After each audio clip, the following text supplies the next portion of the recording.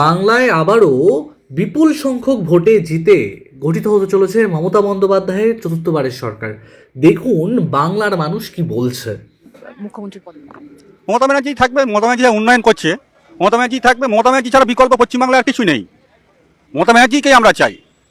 যতই বিরোধীরা কুৎসা করুক, মমতা ব্যানার্জি পশ্চিমবাংলার মধ্যে মমতা ব্যানার্জি ছাড়া আর কেউ দ্বিতীয় মুখ্যমন্ত্রী হওয়ার মতো মুখ নেই। ভবিষ্যতে মুখ্যমন্ত্রী হিসেবে 26-এর ভোটের পরে মুখ্যমন্ত্রী হিসেবে কাকে দেখতে চান? মমতা ব্যানার্জি যতদিন বেঁচে আছে মমতা ব্যানার্জিকেই দেখতে চাই, শান্তি আমানের জন্য, যে আমার রাজ্যটা যেন শান্তি থাকে, পার্শ্ববর্তী রাজ্যের মতো না হয়।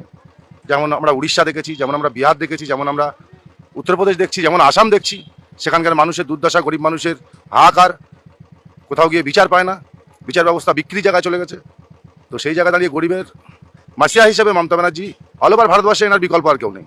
হ্যাঁ, হসপিটালে আমাদের পরিষেবা মামাটি লড়াই মমতা ব্যানার্জি সব দিক থেকে দেখছে। প্রত্যেক হসপিটাল, বারাসাত, আজি কলেজ, লীলরতন পিজি, আমাদের কার্তিপুর বেশনাথপুর হসপিটালে ভালো সার্ভিস হচ্ছে। এখানে মুখ্যমন্ত্রী হিসেবে কাকে চাই?